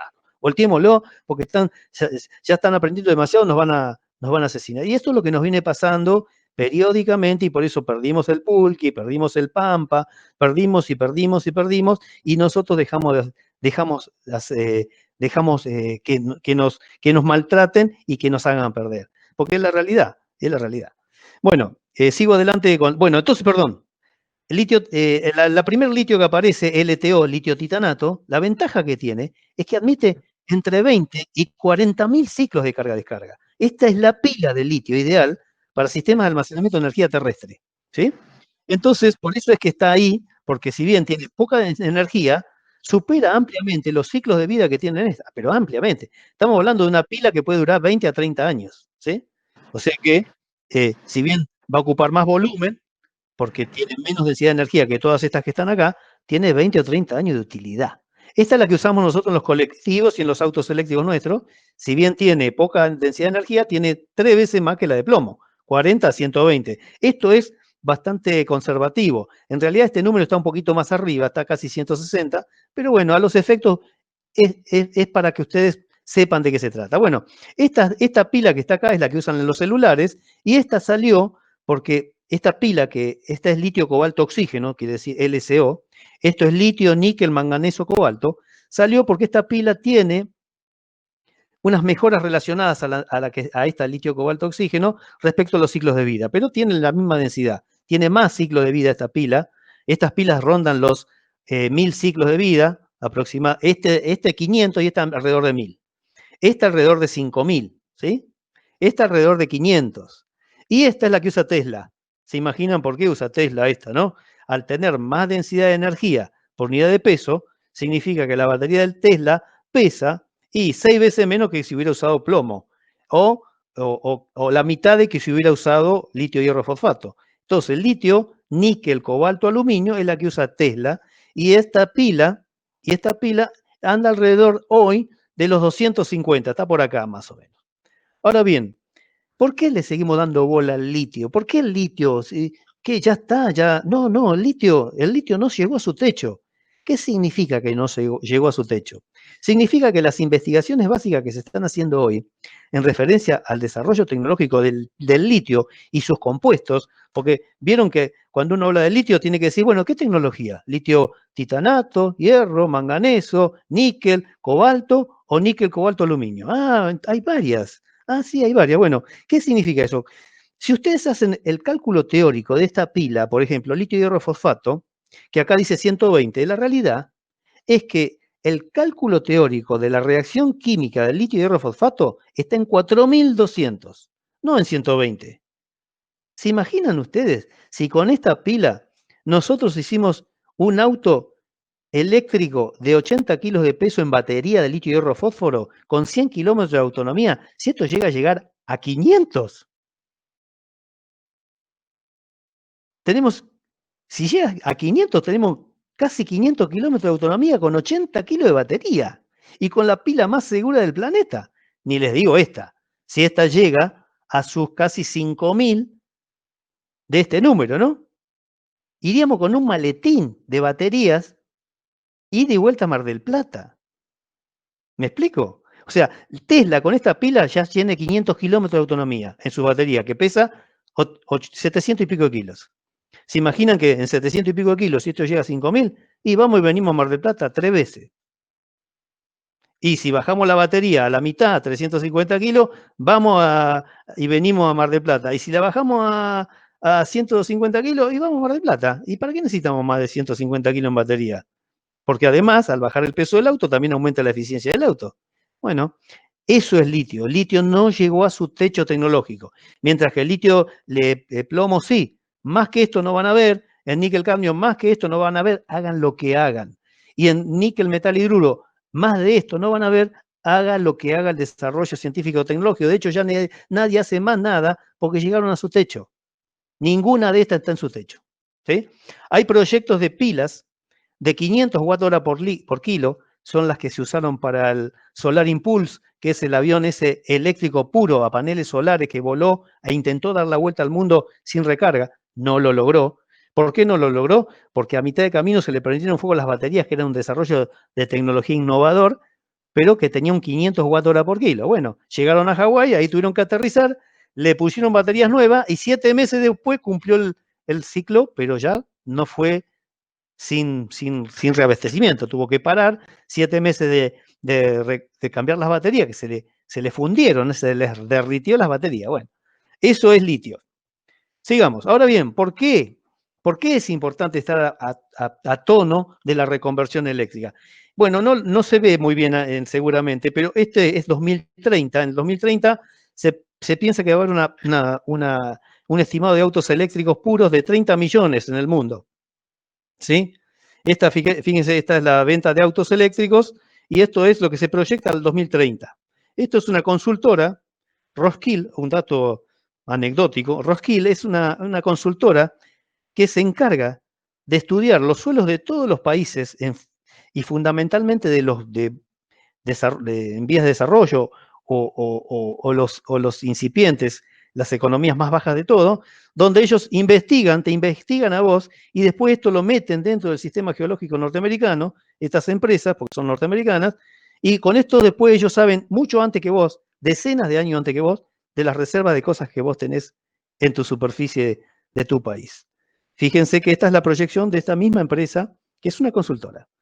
Por eso hay que estar a tono, porque la realidad es que estos 30 millones de vehículos necesitan litio y necesitan el combustible que no tienen en su país de origen. El litio más puro, más fácil de extracción y el más barato está en Argentina, en Bolivia y en Chile. El 60% del litio del mundo está en la Argentina, Bolivia y Chile. y el 85% de los salares en Argentina, Bolivia y Chile. Bien, ahora bien, ¿por qué hay que sacar de la matriz de circulación a los vehículos de explosión? Miren, nosotros estas son proyecciones de consumo, mediciones de consumo de dióxido de carbono emitidos por persona por año. En la actualidad estamos alrededor de 5 toneladas métricas por persona por año de dióxido de carbono generado. Recuerden ese número. Ahora, ¿sabían ustedes que un litro de combustible quemado en el motor de un automóvil genera 2.5 kilogramos de dióxido de carbono? Ustedes me dirán, no, Guillermo, estás en pedo. ¿Cómo un litro de combustible que pesa 700, 800 gramos, porque es más liviano, va a generar 2.5 kilogramos de dióxido de carbono? Y sí, porque participa el oxígeno, que pesa 16 veces más que el carbono. Y entonces en la combustión, cuando vos tenés dióxido de carbono, tenés una molécula que pesa, que antes tenía asociado un hidrógeno, perdón, y ahora tiene asociado un oxígeno. Y entonces tenés ese es un valor de mínima, ¿eh? O sea que 40 litros de combustible cuando vas a Mar del Plata son 100 kilogramos de dióxido de carbono generado. ¿Sí? 100 kilogramos. En síntesis, lo que dice al final de todo, la contaminación participamos todos y es responsabilidad de todos. Por eso hay que sacar los autos a combustión de la producción de la movilidad, porque lo que están haciendo es consumiendo combustible muy útil para que se pueda quemar en una planta de generación y por otro lado son lo que más de generación de dióxido generan a nivel del planeta. Cuando ustedes toman conciencia que cuando se van de vacaciones a Mar del Plata y vuelven, y lo que andan en Mar del Plata, capaz que generaron 500 kilos de dióxido de carbono. Ya tenés, y eso sí es un auto que consume poco, 40 litros es un número muy chico, para llegar a Mar del Plata, es un auto muy eficiente, ¿eh? Yo te diría que ese número puede estar en 50 o 60. Y entonces, cuando vos vas con 500 kilos de dióxido de carbono, ¿qué árbol puede almacenar eso? Bueno, ese es un estudio que también realicé y que no se los voy a contar ahora, pero que es para una charla más a futuro, si ustedes quieren, hablar de cuánto puede hacer el árbol por nosotros respecto a ese dióxido de carbono. Y ahí nos damos cuenta, por lo menos en esa investigación que hicimos con Actis, con Marcos Actis, que el árbol está haciendo lo más que puede en el planeta, pero no alcanza si nosotros no hacemos un cambio de hábito y no lo acompañamos con un cambio de hábito como lo es, por ejemplo, usar autos eléctricos, apagar las luces que están al pedo en la casa de cada uno de nosotros, cambiar los calefones que tienen mechero por los que no tienen, independientemente del costo de eso, ¿no? Cerrar la canilla de agua y todos los protocolos de impacto mínimo del día a día de cada uno de nosotros. Bueno, acá les tiré un esquema de uno de los circuitos que este es un circuito que nosotros usamos realmente, de cómo es un esquema eléctrico, a grandes rasgos, de ese controlador que les mostré hoy, el negro, el que estaba arriba a la izquierda, que es esto que está acá adentro, que son estos que están acá, el que maneja el motor, que es este que está acá, que es un brushless, que es un motor sin escobilla, trifásico, acá pueden ver las 3 fases, y acá pueden ver unos sensores internos que tiene el motor, que con esos sensores le dice al sistema de control que está girando. Básicamente esa es la idea. Con estos efectos Hall, el sistema electrónico dice, mirá que te estoy haciendo girar. ¿Vos estás girando? Sí, estoy girando. Y entonces el sistema se siente realimentado. Es decir, no está bloqueado el eje del motor, por ende, el sistema dice, está todo perfecto. La corriente interna es medida por este dispositivo, así que mido la corriente, está en valor normal, el motor está girando, le sigo dando. Si me piden más aceleración, sigo acelerando. Acá pueden ver, por un lado acá, las baterías, perdón. Acá sería el grupo de baterías de alta tensión. Estos controladores tienen una gran ventaja, estos que están acá, este que está acá, que puede trabajar hasta con la máxima tensión de estas baterías. No necesita baja tensión. La baja tensión la arma él dentro de su propia electrónica. Entonces, fíjense que la batería, que puede llegar a ser hasta la máxima de este controlador, en este caso hasta 144 volts, la pone al contactor principal, que maneja una corriente elevadísima, la pasa por el fusible. Esto no es un pin, es un tornillo que toma ese cable y lo mete dentro del controlador y a partir de acá genera las 3 fases para aplicarle al motor los cientos de amperes que esto requiere para circular. Por otro lado, hay un fusible acá, chiquitito, esta sería la llave de contacto del auto. Fíjense que del mismo punto donde sale la tensión máxima, la pone en la llave de contacto del auto, un fusible de 2 amperes, y alimenta la electrónica de este dispositivo que él se encarga de bajar la 12 volt. Bueno, acá lo que tiene es cómo se configura ir para adelante y ir para atrás. Es una llave, reversing forward. Entonces, acá ponen una llavecita para ir para atrás o ir para adelante, y con eso consiguen que el auto vaya para adelante o para atrás. En un motor trifásico, ir para adelante o ir para atrás es permutar 2 fases. Si ustedes cambian el cableado de 2 fases, él gira al revés. Bueno, ¿cómo lo hace la electrónica? Y es digital. Hace un cambio digital de la secuencia de comando de las fases, de tal manera de engañar al motor diciéndole, en vez de prender A, B, C, prendo A, C, B. Y listo, y se terminó. Y con esto configura la dirección, para adelante o para atrás. Acá, en esta parte, tiene el acelerador. En este caso, el acelerador tiene 3 cables. Un positivo de 5 volt que te lo proporciona la misma cajita, un negativo, masa, y la salida analógica, que la llama throttle, que es la salida del acelerador, que es una tensión de baja tensión, que es una tensión entre 1 y 4 volt. Pero adentro del dispositivo también tiene un switch,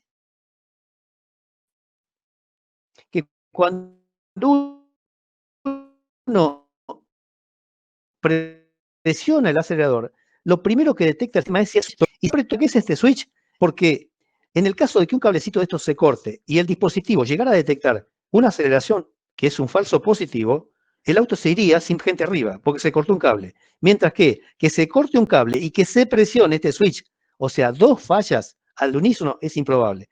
Entonces, con esto evitamos, con este switch, el foot switch, evitamos que el auto, ante la pérdida de uno de estos cablecitos, interprete que tiene que acelerar cuando en realidad este switch no lo habilitó. Bueno, perdón. Otra cosa que pueden ver acá es el freno. Este es un switch que se pone en el pedal de freno paralelo al de las luces que ya tiene el auto. Cuando ustedes apretan el freno, recuerden que se prenden las luces traseras del auto, ¿no es cierto? Bueno, ese switch no lo podemos compartir porque ese switch trae una tensión del circuito de baja tensión del auto y no conviene compartirlo. Entonces lo que hacemos nosotros es poner un switch en paralelo de tal manera que cuando apretamos el freno se prende la luz por el switch original de frenos y se manda la información a este controlador de que si había una presión en el acelerador y alguien apretó el freno, ya no le tiene que dar más pelota al acelerador porque sería una inconsistencia acelerar y frenar.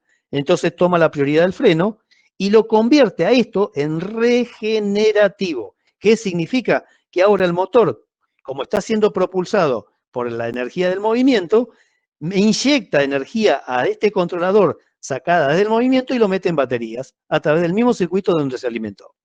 Y por último, esto sería como un switch de alta y baja, es decir, en el caso de que ustedes quieran prestar el auto a un hijo de ustedes y no quieran que llegue a la velocidad nominal, ustedes pueden poner este switch oculto en el tablero de tal manera que se lo clavan en baja velocidad. Él va a ir para adelante a 30 km por hora y para atrás a 5. Y si ustedes le ponen este switch en on, puede ir a la máxima velocidad, supongan 60 km por hora, y siempre 5 para atrás, ¿no? Porque eso es un requerimiento. Uno no puede ir para atrás a la misma velocidad que para adelante. Aunque lo podría hacer, porque el controlador, esto es programable. Este 5% lo programo yo. Él me deja, si yo quisiera ir a 60 kilómetros por hora para atrás. Ahora bien, fíjense, por acá, por estos cables, pasan cientos de amperes. Cientos, 300, 400, 500 amperes.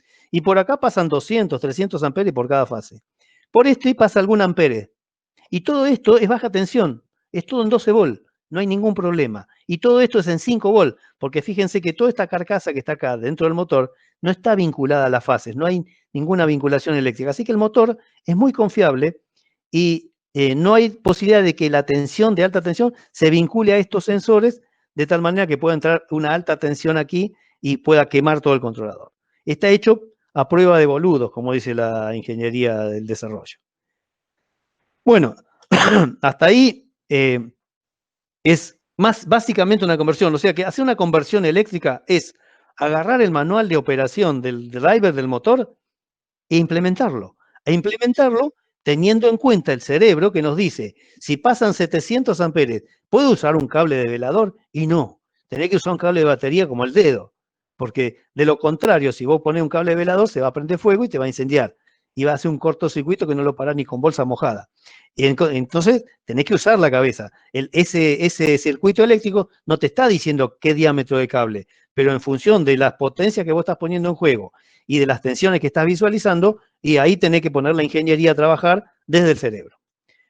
Bueno, como ustedes saben, ahora hablemos de lo que es cómo armar una batería para uso en un auto eléctrico o un colectivo eléctrico. Cuando ustedes compran pilas a nivel internacional, lamentablemente en Argentina todavía no tenemos fábrica de pilas de litio. Nosotros somos unos divulgadores de este tema justamente para promocionar que esto se lleve adelante. Ustedes van a encontrar, perdón, se me cortó esto porque me entró un... bueno, ustedes van a ver que las pilas no son todas iguales cuando ustedes las ponen a ciclar. ¿Qué quiere decir ciclarlas? Nosotros cuando armamos las baterías de nuestros autos eléctricos, lo que hacemos, tenemos lo que se llaman cicladores. Tenemos cicladores de 32 canales que nos permiten estudiar hasta 32 pilas simultáneamente en condiciones de carga-descarga. Y de una manera de laboratorio, es decir, no agrediéndola a 700 amperes, sino agrediéndola mínimamente para estudiar su performance y, por un lado, determinar si cumple las hojas de datos del fabricante, porque muchas veces las cosas de China no lo cumplen o lo cumplen justo, y por otro lado, para ver qué dispersión tenemos en la respuesta funcional de las pilas. Esta gráfica que ustedes están viendo ahora son los perfiles de carga de 200 pilas que fueron estudiadas, que están obviamente, gráficamente están sincronizadas, ¿no? No es que uno las tiró así al azar, no. Nosotros desarrollamos en el CTA un software que se llama Natalia, nueva aplicación para tecnologías asociadas al litio argentino. En realidad de argentino no tiene nada el litio, aunque puede ser que haya salido de Argentina, pero con todas estas cosas nosotros siempre le metemos la impronta nuestra, de argentino a argentino, que ese software Natalia nos permite, una vez que el software de ciclado emitió los archivos, ese software toma los archivos y sincroniza los ciclados. Y fíjense la dispersión que pueden ver en las distintas pilas, que no son poco la dispersión. ¿Esto qué significa? Y bueno, que si yo estas pilas voy a armar una batería poniendo una pila atrás de la otra, lo que se llama conexión serie, y indudablemente las pilas no van a responder de la misma manera en la carga, y fíjense, en la descarga tampoco. Sin embargo, hay una diferencia. En la descarga se ve una gran compresión en todo el sistema, en todo el principio de la curva, y la dispersión aparece acá al final. ¿Qué quiere decir esto? Bueno, quiere decir que si yo coloco pilas en serie, tengo que tener en cuenta esta dispersión, porque de lo contrario, esta dispersión, si yo no la contemplo, cuando armo la batería se me van a empezar a desaparear en funcionamiento pilas individuales. Y para que lo entiendan de una manera didáctica, lo voy a simbolizar con tanques de agua. Supónganse que cada pila, que sería equivalente a un tanque de agua, son 3 tanques de agua, uno de 105 litros, uno de 100 litros y uno de 95 litros. Y yo cargo todos entrando por el de 95 y por vasos comunicantes los voy llenando a todos. Cuando empiezo a entrar agua, al de 95, el de 95 a 95 litros se va a rebalsar. ¿Y qué va a pasar con el de 100 y el de 105? No se van a cargar, porque la rebalsada del de 95 no va a permitir que el de 100 y el de 105 se carguen. ¿Y qué hubiera pasado si todos los tanques hubieran sido de alrededor de 100 litros? Y se hubieran cargado casi todos a 100 litros. ¿Y qué pasa si en vez de cargarlos a 100 litros, cuando son todos iguales a 100 litros, los cargo a 98 y no rebalso ninguno? Y entonces, en vez de tener 100 litros, tengo 98, pero yo me aseguro que ninguno se rebalsa. Entonces, ¿qué significa? Si todos los tanques de agua son casi iguales, si todas las pilas son casi iguales, cuando yo las cargo, voy a tener el mismo efecto en todas, y cuando yo las descargo, voy a tener el mismo efecto en todas. Esto se usa mucho en el área espacial, porque en el área espacial, cuando uno hace una batería, es imposible repararlo una vez que está en vuelo. Entonces, todos estos recaudos hay que tenerla. Bueno, nosotros eso lo aprendimos desde el área espacial, y aprendimos a seleccionarlas. El software Natalia lo hace automáticamente, nos da una rápida visión de cuáles serían las mejores. Por ejemplo, si nosotros necesitamos 40 pilas, y nosotros decimos que necesitamos, al software Natalia decimos que necesitamos 40, él nos dice, estas son las mejores 40. Y no hay duda que son las mejores. ¿Por qué? Porque tiene cargado en sus líneas de programación todo el conocimiento que nosotros acumulamos en 17 años de experiencia en ciclado de pilas. Y no es poca cosa. Eso es Natalia. Entonces, fíjense, volviendo a los ciclos, fíjense que si nosotros de acá elegimos las mejores, nosotros podríamos hacer baterías de litio muy, pero muy seguras. ¿Por qué? Porque cada vez que entre un electrón por las pilas, ya sea en el sentido de la carga o en el sentido de la descarga, lo que pretendemos es que genere el mismo fenómeno en cada una de las pilas que están conectadas una atrás de la otra, como es la serie. Bueno, ahora les comento cómo venimos. Uy, diablos, vamos más rápido. ¿Cómo llegamos hasta acá? Bueno, en el año 2010 sacamos una moto eléctrica que yo trabajaba en el INIFTA en ese momento, que yo la compré, es personal mía, y le pusimos baterías de litio desde un proyecto que yo compré 60 pilas, y ahí están las mejores 26, creo que es, no, 40. A ver, 1, 2, 3, 4, 5, 6, 7, 28, las mejores 28. Y ahí están integradas, y con esa moto del año 2010 a la fecha sigue andando con ese proceso de selección que yo les comentaba recién. Con este que está abajo, el triciclo eléctrico, nos fuimos a Mar del Plata, eléctrico puro, hicimos otro hito, siempre divulgando, más de 85 comunicaciones por radio y televisión, diciendo que Argentina tenía litio, que era importante fabricar las baterías de litio en la Argentina, que es importante tener fábrica de litio en la Argentina. Y bueno, estos son los colectivos que ustedes estarán viendo en el bosque, que uno de ellos tiene plomo y litio y el otro tiene solamente plomo, porque no llegamos a ponerle litio completamente porque no había recursos económicos, pero uno de los dos tiene litio y plomo. Cuando el chofer se le acaba el litio pasa plomo, y el otro, bueno, con el otro usamos de referencia, aunque no tenemos problema porque ya el mismo colectivo que tiene las dos tecnologías nos deja referenciarlo.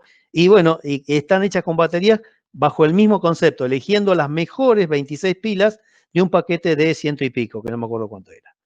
Estos son los cohetes que fabricamos de Argentina. Ahí pueden ver el VEX 1A, el que se cayó, el que está caído al costado, y las baterías que fabricamos desde la Facultad de Ingeniería con pilas comerciales, por supuesto, pilas chinas, pero electrónica nuestra. Esta electrónica es nuestra. Y todo el software de control de las cargas de las baterías y toda la interconectividad de las pilas. Estos vectores trabajan en 300 voltios, así que había que conectar de estas baterías en serie varias, porque estas son de 48 volts cada una de estas baterías. Bueno, tanto la electrónica como el diseño mecánico, como todo el cableado, es diseño de la facultad. Acá pueden ver las cajas. Bueno, estas baterías, si hubieran sido de plomo, hubieran sido 6 veces más pesadas. En estos cohetes no hubiera sido el problema, porque no llevan nada en la punta, que es la cofia donde iría el satélite, pero en el caso de que fuera un satélite, lo ideal sería que el cohete sea lo más liviano posible, porque todo lo que alivianamos el cohete es lo que podemos poner en exceso en la cofia principal. Bueno, este es el triciclo con el cual fuimos a Mar del Plata, para que lo vean que esto fue un reciclado. ¿Y por qué lo hicimos? Miren, fuimos muy cuestionados del ambiente no científico, pero fuimos cuestionados por mucha gente en los diarios, en los medios, diciendo que esta moto eléctrica que está atrás no habíamos hecho nada, porque habíamos comprado las pilas en China, la moto eléctrica era china. ¿Qué habíamos hecho nosotros? Bueno, lo que hicimos nosotros no lo había hecho nadie en Latinoamérica, que era seleccionar pilas de una manera segura, de tal manera que acá adentro lo único que están son las 28 pilas adentro de litio, y no hay ninguna electrónica de control.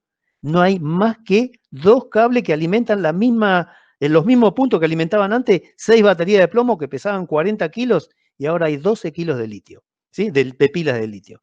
Les quiero aclarar que cuando uno habla de pilas de litio, no más del 10%, como mucho, del peso de las pilas de litio tienen litio. O sea que una batería de 12 kilos de litio, como mucho, tiene 1,2 kg de litio metálico adentro, ¿sí? O sea, no, el resto son soportes mecánicos, grafitos, tornillos, conectores, colectores de corriente y ese tipo de cosas. Bueno, ¿y por qué hicimos este triciclo? Porque dijeron, bueno, por lo menos hagamos algo nosotros. Bueno, esto es ahí empezamos a trabajar en conjunto con Marcos fuertemente, pusimos 2 motores eléctricos acá. Él me dijo, mira, yo tengo una parte de un planeador viejo, que es esta parte acá, esta estructura es la camilla de un helicóptero, y con eso hicimos el triciclo y nos fuimos a Mar del Plata puro.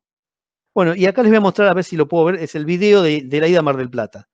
No sé si lo abre y si no lo pasamos de largo. Funciona, funciona.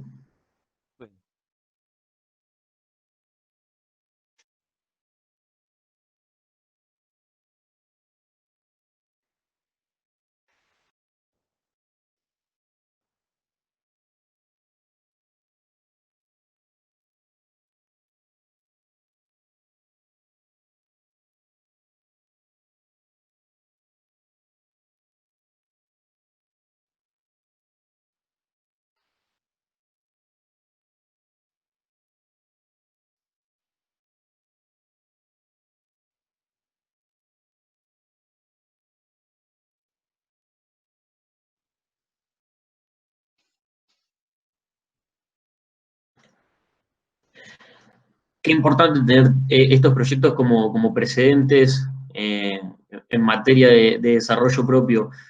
¿Sabés, Guillermo, si se ha hecho en otras facultades? Yo recuerdo también en un viaje a Olavarría que logramos hacer el año pasado, eh, que dentro de uno de los laboratorios de la Facultad de Ingeniería, te interrumpo, no sé si tenía video, si tenía audio el video, disculpa, no sé, no se estaba escuchando si tenía audio.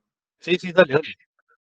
Pero vi en la Facultad de Ingeniería de Olavarría que también tenían, o bueno, Universidad del Centro, si no me equivoco, que tenían también un desarrollo de un triciclo similar con alimentación eléctrica. ¿Se hacen en otros lados este estilo de desarrollos?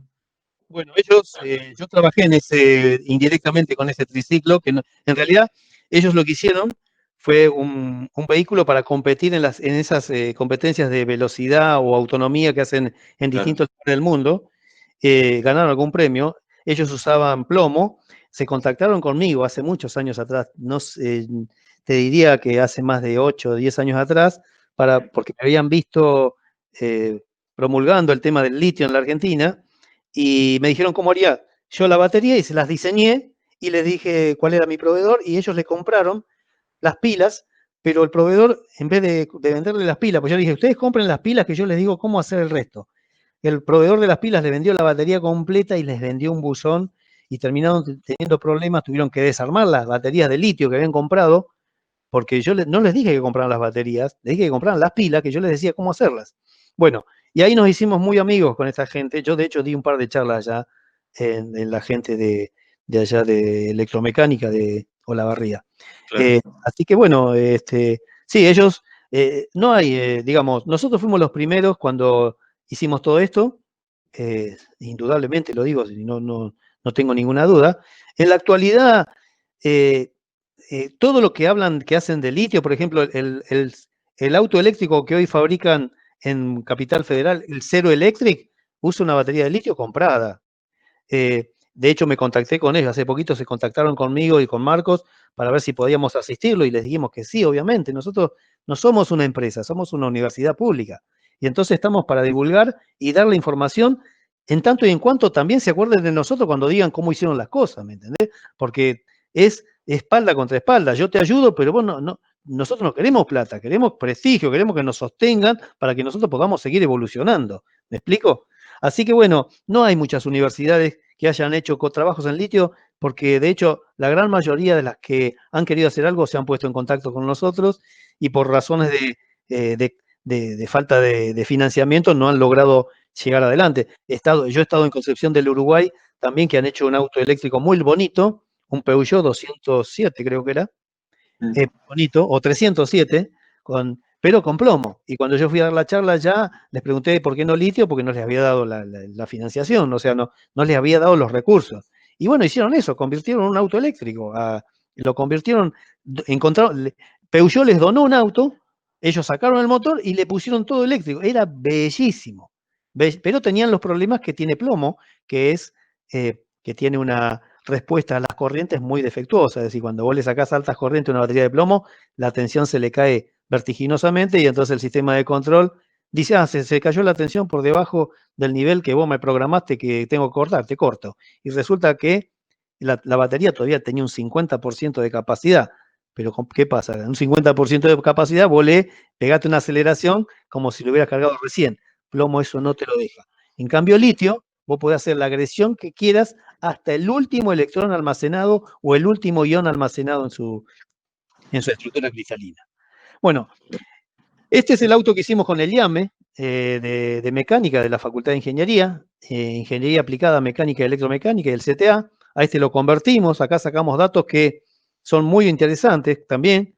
Con 80 kilos de batería hicimos 93 kilómetros y nos quedaba todavía un 10% de autonomía, así que estábamos cerca, más por encima de los 100, ahí cerquita.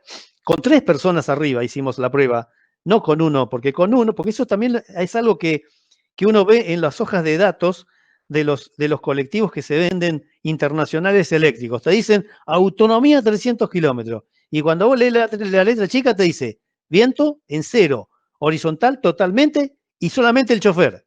Pero ¿para qué quiere un colectivo de eso? ¿Por qué no me decís cuánto recorrido tengo con toda la gente arriba, el aire acondicionado a full y el tipo haciendo un recorrido estándar? Decime que son 150, no me diga que son 300. Bueno, nosotros la prueba que hicimos, esta fue con 3 personas a bordo y a 60 kilómetros de velocidad.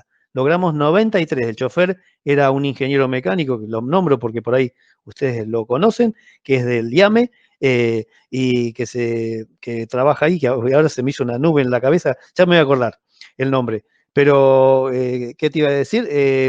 Bueno, este vehículo nos permitió, por ejemplo, determinar que con 9 kilovatios eléctricos podemos mover un auto de 1000 kilos. Y eso en ningún lugar lo vas a leer. Nadie te va a decir cuánto usa. Todo el mundo te dice, no, yo uso un motor de 40 kilovatios. ¿Pero cuánto usas? Porque si usas 40 kilovatios y llegas a tu casa no te alcanzan 20 horas, 50 horas necesitas para cargarlo. ¿Cuánto usas? No, eso no te puedo decir. Yo estuve con gente de Renault y pregunté estas cosas. No te lo dicen. No te lo dicen. Bueno, que no importa si ustedes tienen el know-how, pero digo datos para aquellos que por ahí sí tienen el know-how.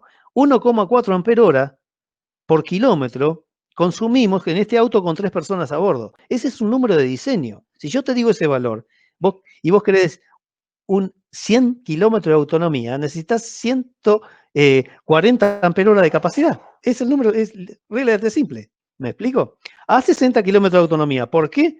Porque lo que les decía hoy respecto a la emisión de dióxido de carbono. Los autos que más contaminan son los autos a explosión. 2,5 kilogramos por cada litro consumido. Si nosotros sacamos todos los autos de las ciudades y liberamos de dióxido de carbono toneladas en las ciudades. ¿Vieron lo que pasó con el tema del COVID actualmente? Que empezaron a aparecer animales donde no había, el agua transparente donde no estaba transparente. En Venecia había pescado que no habían aparecido nunca, delfines. Bueno, esto da la pauta que solamente con meses de relajación para el planeta ya da indicios de que le está yendo bien. No hacen falta 20 años después de tantas cagadas que hicimos durante los últimos 100 años.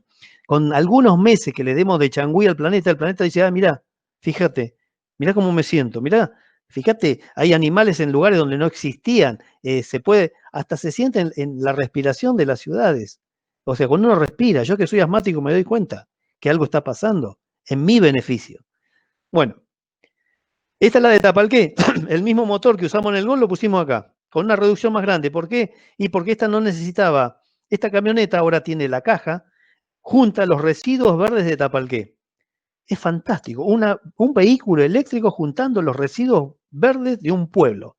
Y además, este pueblo tiene una planta solar interconectada al sistema interconectado nacional de 40 kilovatios, con lo cual este vehículo no genera emisión. ¿Por qué? Porque cuando se lo enchufa al toma corriente domiciliario de la municipalidad de Tapalqué, podemos asumir que esa energía está siendo sacada de los paneles solares que generan los 40 kilovatios y entonces es un circuito limpio. Y ahí es donde uno tendría que apuntar a futuro, tener varias plantas de generación de energía solar conectadas a la red eléctrica para que suministren, mientras hay sol, no energía a baterías. En ciudades pobladas como La Plata, Tapalqué, ciudades, no necesitamos baterías para almacenar la energía del sol. Tenemos que inyectarla en la red. Si la red ya es nuestro consumidor, entonces esos sistemas ya lo tiene Tapalqué, que es un distrito de avanzada, ahí el de azul es el intendente, pueden ver que esa eléctrica es 100% de primera. Bueno, esta camioneta puede recorrer 70 kilómetros con 180 kilos de batería con full de carga. Unos 350 kilos de carga, y no más porque es voluminosa la carga, no es, los residuos de basura son voluminosos, no se puede poner más porque se sobresale de toda la caja. Entonces, bueno, eso es lo que hicimos. Bueno, y acá pueden ver la prueba del gol en Banfield 2017. Fíjense que no hay ningún ruido cuando pasa el auto por al lado. La policía nos acompañaba, obviamente, por supuesto. Allá pueden ver la policía atrás. Tomás Martianena se llama el chofer, ahí me salió. Bueno, con ese auto vino Canal 11, Canal 13, un montón de canales nos filmaron y muchos canales no lo transmitieron. Y cuando llamamos, ¿por qué no lo transmitían? Y porque no había que mostrar estas cosas. 2017, ¿eh? Hubo canales que sí lo hicieron y otros canales que no lo hicieron. Bueno, y por último, y para terminar, esta es una frase que quiero que se lleven. Yo la leí en algún librito de un psicólogo que se llama Howard Gardner, que es un tipo que estudió la psicología de la gente y se dio cuenta lo que yo les decía al principio, ¿no? Que cada uno de los cerebros está predestinado o está preparado por una actividad específica. No todos somos inteligentes en todo. Somos inteligentes en matemática, en música, en mecánica, en medicina, en abogacía. Entonces, él dice que hay distintas inteligencias y que hay que potenciarlas. De hecho, hay muchos colegios en el mundo, en particular también en la Argentina hay, que trabajan con ese concepto de potenciar las habilidades de cada uno de los cerebros de las personas para sacar lo mejor de cada uno y no exigirle a un tipo que va a estudiar medicina que sepa la integral curvilínea de, no sé, del seno hiperbólico de X. Que no le vas, y no lo entiende y nosotros lo vamos a partir en la mitad de la carrera porque no sabe eso y el tipo quiere ser, y quiere ser médico, ¿viste? Digamos, esa es la realidad. Entonces le preguntaron a este tipo, usted que habla de tantas inteligencias, ¿de cuál de ellas depende la creatividad? Y él contestó esto, ser creativo depende de la voluntad, del temperamento, más que de una inteligencia. Es creativo quien está dispuesto a fracasar, a ser criticado y a intentarlo de nuevo. Agradecerles, y disculpen la hora, yo no me di cuenta que había pasado 1 hora 40, por invitarme, agradecerles infinitamente por invitarme, decirles que trabajen duro para hacer un país mejor y que países mejores exigen personas mejores. Es directamente proporcional. Mejores personas, mejores países. Y no se olviden de divertirse en el camino, porque la realidad es que la vida está para divertirse y no para amargarse. Y a veces las inconvenientes del día a día nos hacen pensar que no es así. Yo les digo que sí es así, que hay que proponérselo y hay que juntarse con gente que nos haga sentir de esa manera, porque de lo contrario sí se convierte en un camino difícil. Pero países mejores, personas mejores. Preguntas, chicos. Bueno, muchísimas gracias, Guillermo. Insisto en que la charla estuvo muy didáctica y que me pareció nada, muy bueno y muy interesante la mayor parte del tiempo. Y vamos, si quieren, ya con las preguntitas, que ya tenemos dos, y yo tengo una para arrancar, para romper un poco con el hielo de las preguntas, y es si proyectás o qué tiempo esperás para entender que se va a desarrollar en la Argentina, en la provincia. ¿Crees Bueno, que eso se viene acompañado, tiene que potenciarse primero los vehículos y después las estaciones, o es viceversa, o es un incentivo conjunto? mira, yo creo que lo ideal sería que todo creciera en conjunto, pero no va a ser así, porque hay que hacer una inversión en todas estas cosas. Yo lo que digo es lo siguiente. Yo hablé de autos citadinos. Autos citadinos significa consumos muy bajos. Estoy hablando de, en el caso de autos, 60 kilómetros de autonomía, 60-80 kilómetros de autonomía, 60 kilómetros por hora de velocidad. ¿Sí? ¿Eso por qué? Si yo te voy a hacer el ejemplo con el Tesla. El Tesla tiene 400, 500 kilómetros de autonomía, ¿sí? Y tiene 235 kilómetros de velocidad final. Si vos con el Tesla te quedás en Mar del Plata, tenés más de 70 horas de recarga, ¿sí? Mm. Y tenés que sacar 100 kilovatios de la red para poder volver. Eso al planeta no le sirve. El que le sirve es el auto como el que viste recién, la camioneta de Tapalqué o el Gol, que consume como un aire acondicionado cuando lo enchufas en la red. Si vos vas a Buenos Aires, a la capital federal, y vas por la 9 de julio, y vas por la Santa Fe, ¿no ves aire acondicionado en los edificios? ¿Cuántos edificios hay que tienen más aire acondicionado que ventana?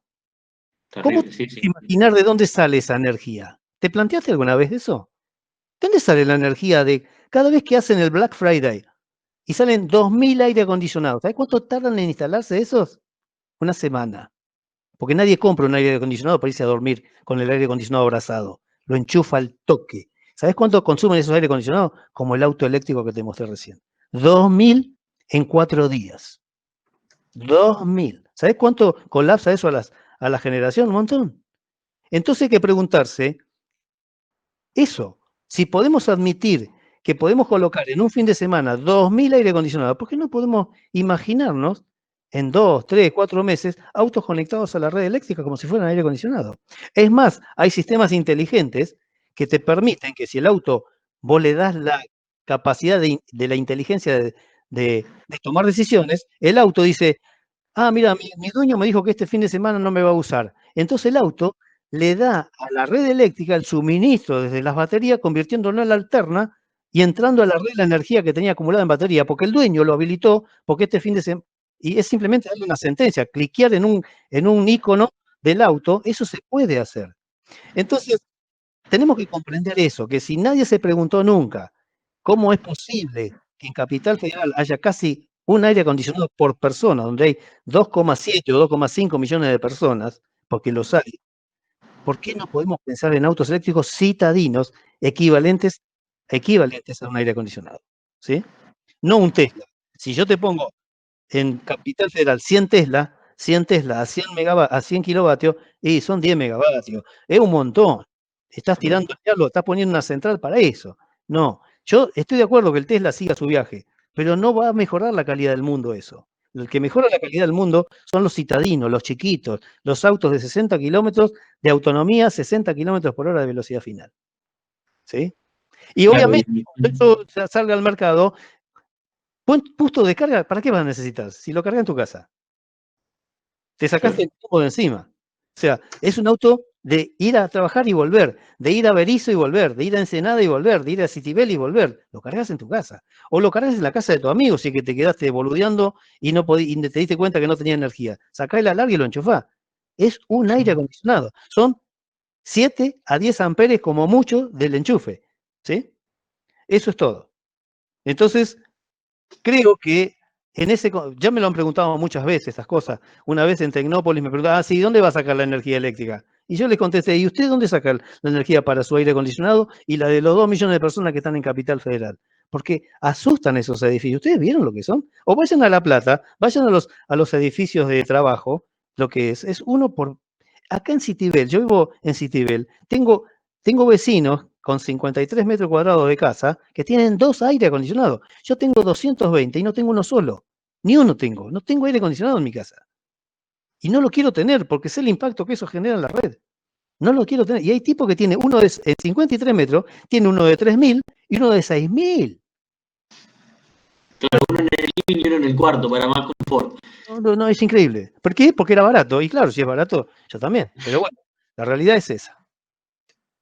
Bueno, Guillermo, te aviso por si querés cancelar, seguís presentando y nos vemos como en duplicado Ah, sí, tenés razón. las caras. A ver, Y sigo con una pregunta. ahí está. Ahí la Ahí seguí. está.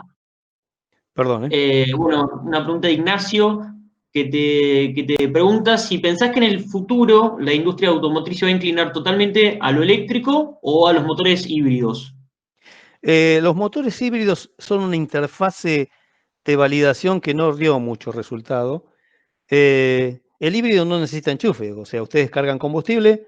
El Prius, hablemos puntualmente del híbrido Prius del Toyota. De hecho, yo conozco las baterías, las vi, las tuve en la mano. Son baterías de muy corta duración, tienen como mucho 16 kilómetros de autonomía eléctrico puro.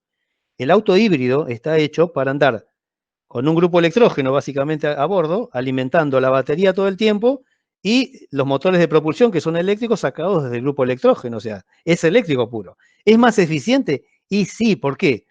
Aquellos que tienen la formación de eléctricos, electrónicos, electromecánicos van a entender.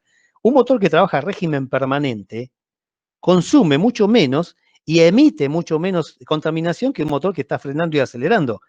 ¿Sí? Por eso en la BTV, cuando ustedes van a hacer la verificación técnica vehicular, les hacen poner el auto a 2.500 vueltas, más o menos 2.500, 3.000, porque si no, no pasan la BTV.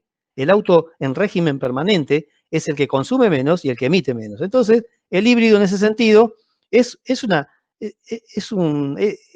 gran, digamos, herramienta de interfase. Pero no, lo que tienen que ir son los eléctricos puros, porque tenemos los recursos. El reciclado de litio es una opción. Es mucho más fácil reciclar litio que plomo, por ejemplo. El tema es que hay que hacer una inversión también para la planta de reciclado. No, nada es gratuito. Pero también se acuerdan que la basura era un problema y ahora es un negocio. O sea, el reciclado de basura es un negocio ahora. En el mundo es un negocio.